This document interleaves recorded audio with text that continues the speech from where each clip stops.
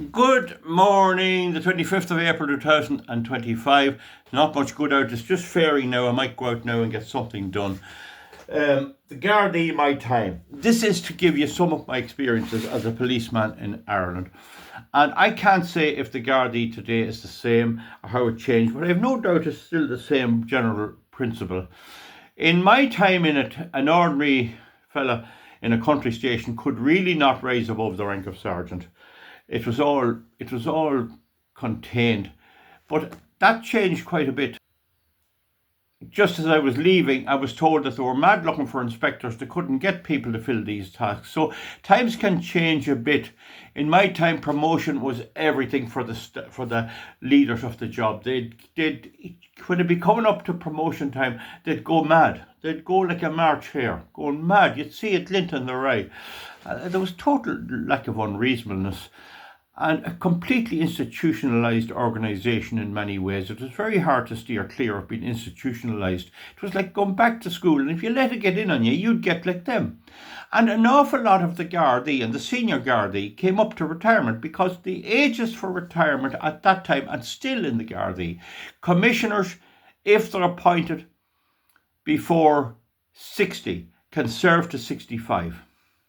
If they're appointed at 62, they can only serve to 65. 65 is the cutoff date. Now hold on, that's for only 5 or 6 at the top. For everybody else, it's 60. 60, S-I-X-0, 60. You have to go. And 60 is comparatively young. I don't know why that's traditional anyway, because I suppose you're supposed to be fit and all that. And so many of the senior guards would be coming up to this and they'd go nuts. One chief superintendent offered to work free for 2 years. They couldn't take going back from their perception of their importance in society, which I think was overrated, to being ordinary civilians. And some of them would come into the station to tell you where you were going wrong. And one one inspector retired and a sergeant brother were in a home over in the west, and they used to go out and take notes of the cars out on the street and into the barracks and writing into the super about a car that was untaxed. Somehow they'd come in with a tractor and the tax would be up and there'd be a letter into the chief. This was in the west of Ireland. The standard of policing for road traffic offences in quiet areas can be a lot higher than it is in the cities where the guards have to go out and catch criminals. There's not that many criminals in Roscommon and Mayo and all these parts. So there's a term called being gildy, being trying to catch people out, and that's their job. You can argue that, I'm not going there. But you'd get an odd guard or sergeant in a country area who felt that the only way to get promoted was prosecute all he could. And you had the book full, people's cousins and uncles and everything. And then there was the IRA and the finding of the bombs and the bullets. And we were always at that. But I have no doubt a certain amount of the finds I found were planted.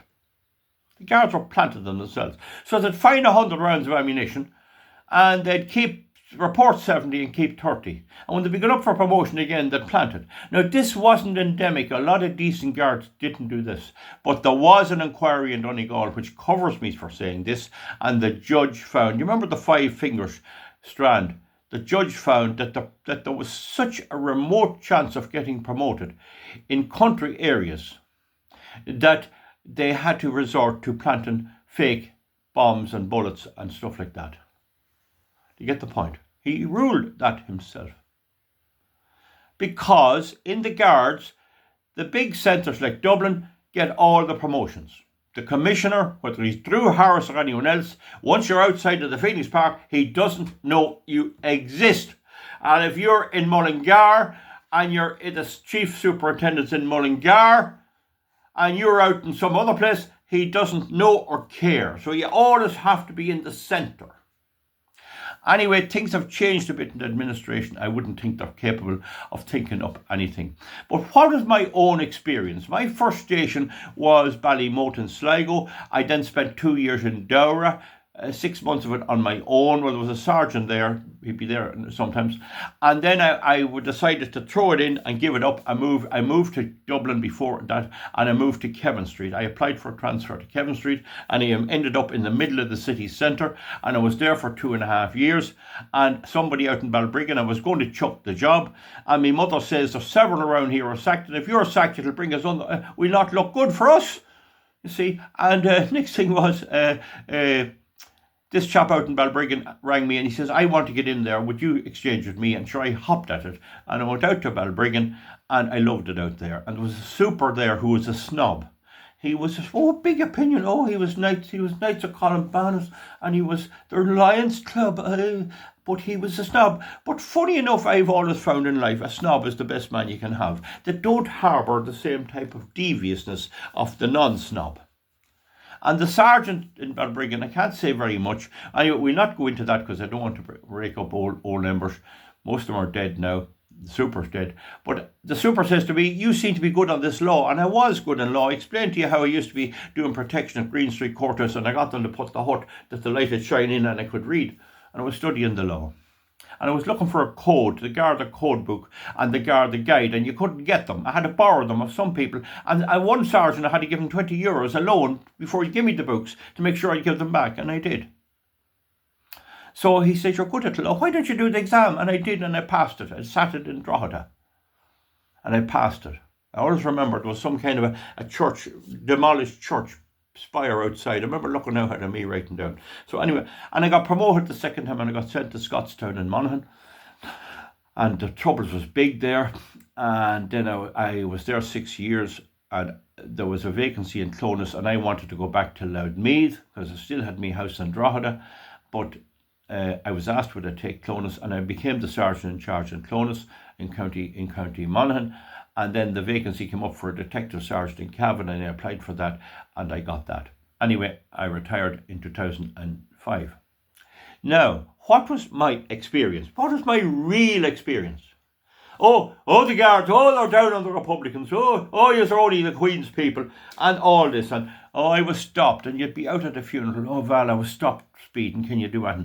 So there was this constant pressure on me to try and find out who stopped somebody and try and get them to drop the summons. That was a big thing that's not on you in any other job. You're always being approached to drop something. When I was in Clonus, the publicans would be up and they'd want to have a party and they'd want a free extension. As the extension was €200, and there would be a free extension, and they'd want me to give it. And I had to put the foot down, and then I was the worst in the world, and there was this pressure there. And I can see how ministers and that are lobbied by businesses and all that. So that was the story. You'd be there trying to get your books done in the morning, because I didn't live in Clonus, and to be into you, I want to talk to you, I'm running such a bar, I need an extension, would you let us off this stuff? And you'd be trying to get your work done, and it's not that you'd be saying no to him, you'd probably say no to him, but that was your hour gone. You had to be civil to people.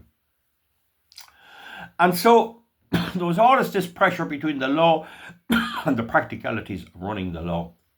And there had to be a certain amount of relationship with the people too, because you just couldn't be alien to them. And then you had 1 or 2 guards who'd prosecute anyone that moved for the slightest thing.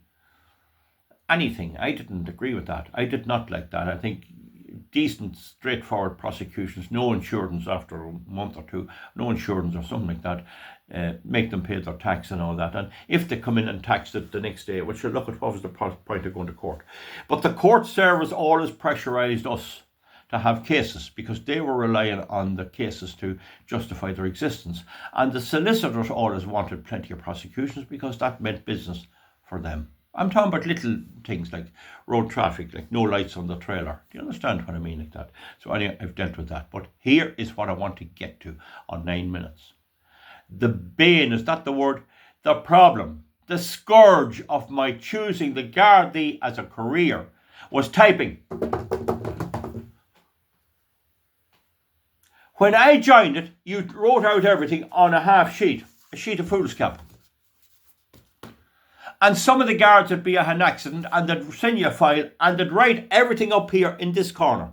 Some of them would try to get everything crammed in this part of the statement, right? They'd take a statement, they'd try to fit it in here. Then they brought out an official form and they couldn't do that. They had to write it on down. They'd never leave a space in a report.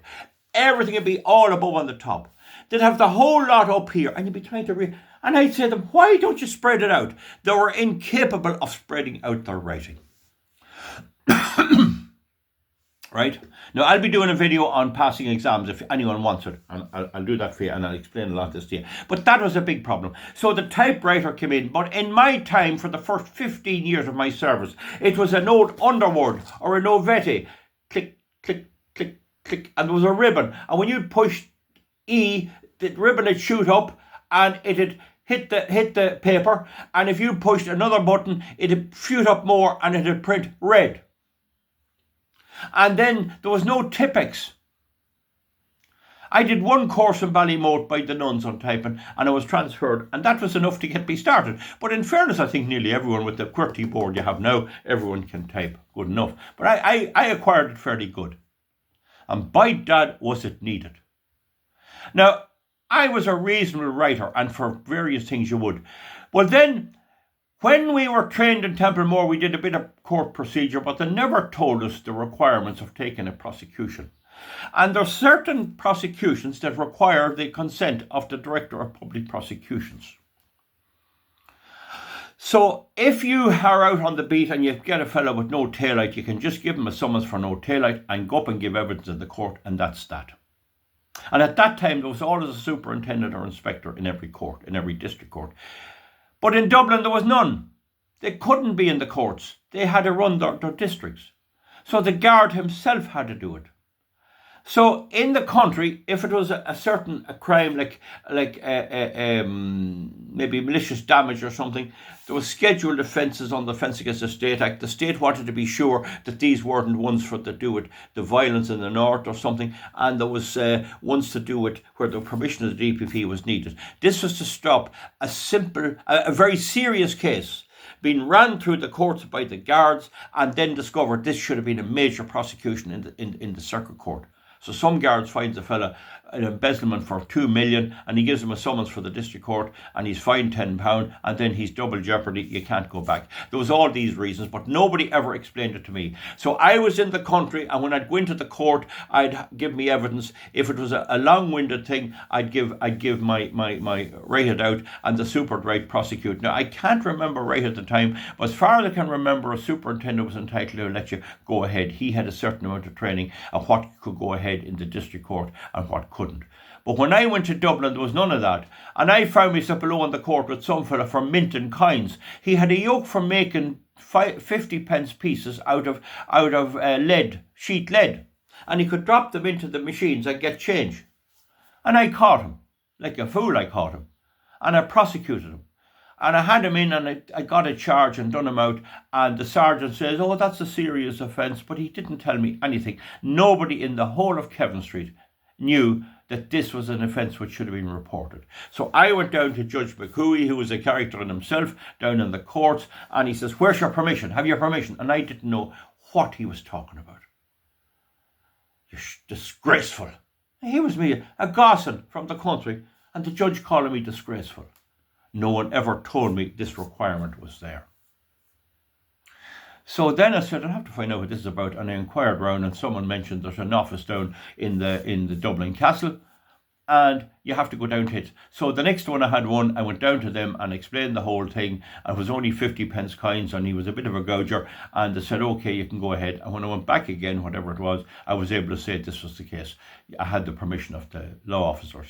But no one ever told us that and all the training. And here was me. How was I to know what the Criminal Procedure Act of 1961 meant? See? So anyway, I began to study a bit of law and I said I'll not be caught out like this. And eventually I became one of the top legal minds in the Guards.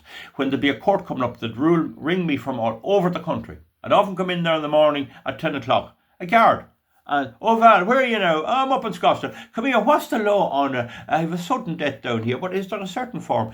And they'd be ringing me up. And up in Balbriggan, there'd be a court coming up, and they'd ring me about the lights on a trailer. They'd issue a heap of summonses, and they'd forget then what they had done. And I'd say, you need this light, and you need this light. So it was obvious I knew the law and was learning it, and got to such a stage when I was retired, I was a walking legal encyclopedia. I knew it back ways, and I knew it front ways. I could lecture on it inside out. There were certain areas I was still weak on, but I was still way above the average. That meant nothing for promotion. What they tell you on the interview board was, that's your duty. They had their own pets for the job, and that was that. I have no problem with that, but anyway, that's what happened. But the big thing I want to get over, and I don't know if this changed, you'd have to type out a file for the law officers. It might be a sexual assault. And another thing, if there was no evidence, you still had to do it. So if a girl reported somebody assaulted her, maybe not raped, maybe assaulted her, you had to investigate, and you had to provide a file, and the file had to be as meticulous as if there was a prosecution. And the officer should give you no credit. It wasn't a detection. You still had to write out her statement, the statement of the people present, the whole lot, and say, because of this, John Henry McGorty is a suspect, but there wasn't enough evidence. It's up to the law officers. The law officers would decide we can't go to court because we don't have a good case to support the prosecution of John Henry McGorty. You know, I'm just using the name. Hope there's no McGorty takes it out. I get that name from Lizzie McGorty. Lizzie Buggy, a great person I knew once. But anyway, that's the point. So you had to get this done. Now, what they tell you is throw it up with the clerks. What the supers did was they gathered all the clerical assistants round their office, because they didn't want to have to write anything. And there was never any idea of letting them down where they could type for people below. And anywhere there was assistants, the sergeants in charge and the inspectors used them for their purposes. I often did out a file, wrote it out to try it out. And sometimes there's a month in which you have to get your file in and get the directions out to DPP. The judge had adjourned the case for a month. So you had a month. So you had to get your file done, and you'd be ringing doctors looking for certificates and all that, and you'd get it done, and now you'd have it written out, and you'd have it, and I'd be a clear writer, and I'd leave it up with the staff in the office or whoever was doing it, and I'd go away, and I'd come back in 2 weeks, and it'd be lying there. I didn't get around to it. It wasn't the girl's fault. There was no men doing it at them. It wasn't the girl's fault. It was the fact that if they had this, that the supers and the inspectors and the sergeants in charge, good cat, were not capable of understanding that everyone needed these secretarial services. Sorry, the cat jumped in there and she's all wet. They were incapable of understanding everyone knew it, and they didn't care. And because I was seen as an independent guard, to hell with Val, let him read it himself. No, you have a secretary, leave it up there, it'll be all right. And you'd come back 3 weeks later and you had only a week to go, and you'd end up taking the file and you'd get on the processor or the typewriter, clickety click, clickety click, and you'd be writing out the statement of Mary Ellen Moore of 2 Main Street, Temple Moore, County Tipperary, and you'd be going like this, and the ribbon would be hopping up and down, and you'd be putting a wee drop of oil on the yolks, and then when you'd have the statement written out, you'd realise you left out a word. I saw Peter McGorty in the headlights, in the lights of the car. You might leave out the lights of the car. Oh, look at where I fit that in. I saw Jimmy McGorty in the headlights of the car. And you forgot to say in the headlights. And you had to scrap the whole lot. And you'd be mad. And be coming near an evening on a nice evening. And you'd have to start again. Statement of Mary Ellen McGorty. And what? And as you got down near the end, you'd realise the pressure that was on you. You now had 3/4 of it done right, and if you made a mistake, that was gone again. And sometimes I'd try to come along and cut the statement across with a scissors and type the second bit and attach it. And no matter how you did on the gestetner, on the printer, you couldn't get the line out of it. You could type Tipex in the line. And you'd always have to put copy and paper behind it, because most files sent in would need a copy, and you had to put a carbon copy behind the paper so that the carbon copy would be kept, so that you couldn't alter it or change it. Hours and hours and months and weeks and years did I spend Underwood and Rosetta, and then the ribbon had run out and you'd have to wind it back and there might be no ribbon. And then other guards that had less ability or less understanding would be walloping away, had the whole weekend, and when you come back all the little yolks would be stuck up like this and you couldn't get it apart.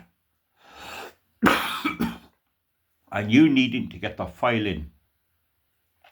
If you failed to get it in, there'd be trouble. You'd be classified as incompetent. Now, I was in Balbriggan and I remember saying to a sergeant in Swords, do you have this? Who's typing for you? Oh, we have a typist there, no problem. Just leave all up, you get all typed. I repeat again. I was in Ballymote, in Dowra, in Scottstown and Monaghan, in Clones and Monaghan, detective sergeant in Cavan. I was in Dundalk for 2 months on temporary. And I was in Kevin Street in Dublin. And I remember wanting to get a file in Kevin Street and get me papers together. And they'd insist you go out on the beat. And I'd say to the sergeant on a Thursday at 2 o'clock, this file has to be in by Monday. And he'd say, I'll give you an hour tomorrow. And you'd come in at 2 o'clock and you'd get 1 hour, maybe 2. And the minute the hour was up and you'd be half through it, get out on the street. There's reports of something going on down there. And you'd be put out. And you ended up bringing it home with you. Then in Cavan Town, there came a Star Writer printer. And I began to identify this thing had a memory. It could actually work as a word processor. Now remember, there was no computers, laptops or anything else. And I asked, could I have it? And I was given a loan of it for a couple of months and I had great work with it. They took it off me. Leave it back. That's not issued to you. And then the ministers was on the radio. The Gardai are fully resourced. They're fully resourced. We were not fully resourced. Everyone believed my problem was the UVF shooting at me and the IRA shooting at me and all this. And that was a problem. But really, you wanted to get through your ordinary work. And it's the same with me here on the farm. I have a certain amount of jobs to do today. And I have to get them done in the next few days. And some of them are weather related. It was the same as this. Now, there were other guards who couldn't put a file together. And sometimes they'd dump all on me because Val will get it done. But you got no thanks. And then the word processors come in and they improved the thing a lot. But there was a one word processor left in every district headquarters station. So if you were in Trim, that was a district headquarters station, you're out in Dunboyne, you had to come into Trim to do your file. And then they'd want to know, why aren't you on the beat? There was a crime there yesterday. And you'd have to prepare this file for something that happened. It might be a sexual assault. So I'm picking Trim just not to be all picking Cavan Monaghan. If you were out in Dunboyne and you came in, there could be another fella using the computer. There was no rota for it. And there was Microsoft Word, which was a gift. And you could have a floppy disk and put it in and bring your stuff with you. And I'd do files. Once I had that, I rarely ever used it. I had my own computer, bought with my own funds, but having said that, the children and all of us were using it for other reasons. It was a Dell desktop, and I could do my work there. And I have to say, in fairness to those who were in charge of me, they knew I was producing the goods, and if I was at home making the hay, they didn't care. Get in here, that's all that mattered. But if there was a crime that called you, you had to respond. But someday you get away with doing it, hardly come down at all. Just go down and sign on and come back up, and you'd have the whole lot done. And I'd have certain files and I'd do them up really good. There'd be a model. And sometimes the people in charge would ring, Val, is there anything I want to write on this? Well, you might be no harm to mention there that issue that I left open to you there just to show. And I'd leave a wee lacuna, a wee space, or some wee thing that I wouldn't cover. And I'd tell the officer, the inspector or the super or whatever, I'd tell him, you covered that there. And that made him look intelligent because he had read the file down and he saw this wee thing and that was dealt with. But in actual fact, I left it open. It was a trick of the trade. I just left it out so that the the higher officers to say, oh, see, as good as Val is now, you see, the super spotted that, you see, and he wrote it. You see, there's the whole thing. Oh, the Superman. But I knew to play the old game, you see. I had to play the game because there was no advantage in me trying to get the better of the super having shown up. In many cases, they'd just sign the thing and they say, oh, sure, we can sign it. So I say, I won't lay it into you unless it's right. And I wouldn't do that. You know, you can never do that because you never know when you need a favour or a day off or something in a hurry, and you have to keep in. So that was the way that worked. And I could do lovely files on it and get the thing right. And it was right by the law. And in one case I spotted that the Coroner's Act was incorrect. The requirement to report a body was not accurately said in the Coroner's Act.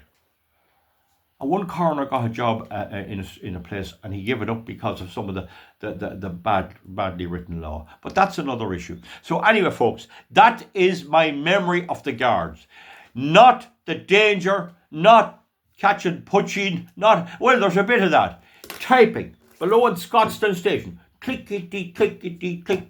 Click, and they'd be coming in with the gun licence. That time the gun licence had to be renewed every August, and August was the nice weather, and you might get everyone out of the station, and you might be, and they'd land in, and then in some places they come in with the dole form. There could be 100 of them over in the west of Ireland with the dole form. Hello, Yard, that's a nice day now, and how are you doing? And you'd be trying to go on with this, and sometimes the retired guards would come in and they'd want to chat, and you'd be. And the files that come into a station, it could be a lot of files. Might be a collection permit. Might be an application for a gun licence. It might be a betting application. Might be an application for a publican's licence. And you had to make sure that was written in the book. If you didn't get that written into the book the minute you opened it, it'd disappear. But once you had it in the book and administered it to somebody, you'd lock it in if you weren't able to handle it. You'd open the press, you'd get out your file, and you'd record them all down here, and you'd give them out to Garda Riley, Garda Smith, Garda Pierce, Sergeant McGonigal, and you'd have that there. Now, he couldn't deny he got it. So if it was missing, it was given to him, and you put it in his locker. He had a little locker with a wee hole in the top, and you put it in. And that worked perfectly. That system worked perfectly. Or if there's some note about where you left it. Or you might get the file, you might say, to ring Dr. Smith on that, you know, Dr. McCardle on that, and you'd know then that was left by for that. And it was a very, very good system. I can never remember anything going missing. That can be a problem in your private life, even here, where to leave that letter from the department. You know, you try to keep them right. It's not that easy. So that's the thing. So this comes round to whether I would join the Guards again. When I was 19, out hunting, I couldn't emigrate to America, which is where I'd go, because I had interests here. But I could have had a job in many of the industries. I was in a semi-industrial area, and I had good hands. I could turn my hands to anything. And had I known, you know, the Guards was seen as an exciting career. But had I known a lot of things, it'd make me think twice. But certainly, if I had to realise that up to 4 years at least, if you count the hours of my time in the Guards, 32 years, would be spent clickety click, clickety click, clickety clickety clickety click, clickety click, click, click, clickety click, and you'd pull it out and make a big rip, I should rip it out. If I'd have known that, I'm not so sure would I go through it again. I was a young, able fella. I was fit for better than that. They had no sympathy. Now, other people in the Guards say, I never had that problem. That never affected me. I can tell you it affected me big time. There was no typist in Monaghan district. I don't think there was any in Carrickmacross. They were appointed, but they were no use. And then the other thing, you had a file there. You did it all out in longhand. You did all. You left it up with your with the secretary in the super's office, whether it be in Balbriggan, in Dundalk, in Monaghan, in Cavan, or wherever, or in Cavan Street. And if they didn't type it for you, and they went about doing you, like blocking you or disciplining you for not having your file in, your obvious reply was, I left this file on such a date with Mary Jo Kopechny. And I went up 2 weeks later and it was still there. Then you were nailing her, and she was making the tea at 11 o'clock. So you had to pin her? Were you going to really name her as the cause of the file being late when you were friendly with them and there'd be a bit of chat and how he's doing and all the rest? That's the dilemma you're put in. And the reality was you were not going to do it. So at the end of the day, you did it yourself. I'd love if some yard was, right, Val Martin, Kingscourt, County Cavan, don't put your name. This has been my experience. What a waste of skill. What a waste. Now, if there was a murder, they'd bring their own secretary in. They'd get a good typist in and put her in the station, usually in my office. They could do that. But I couldn't do it. And then when she was taken out at Clonus or wherever, Clonus had no typist. There was no ability to distribute work or associate it out or dish it out in a way that was efficient. But that's enough said. And then you'd get a lad with one finger, a Garda come and he'd be boo, boo, boo, boo, boo. He's fully qualified. He might be great at scenes of crimes or something. That's my experience with the typing. And that is something that I feel bad about, that I had to waste my young life on that old nonsense, typing their old baloney for them. And particularly where the crime was committed, but there was nobody got. That was the worst. Because if there was a crime, a lad might come down from the north and he might rob a filling station, run in and grab the money and run away. And he was down the north. And then I had to put up a file. And then, oh, you didn't get him anyway. Oh, you didn't catch him. Oh, smart as you are. You didn't get him. And him down in Belfast. How was I supposed to get him up? And then you had to tape, and type it all out, and a big long report, and the commissioner had to get it, and the assistant commissioner, and they all had to get it, and send a copy here. Sometimes there'd be 9 copies going off. Then in midway, they'd come in with the photocopier. Well, we couldn't have went on only for it. The photocopier cut out the whole need for carbon behind here. Photocopier, cut it out.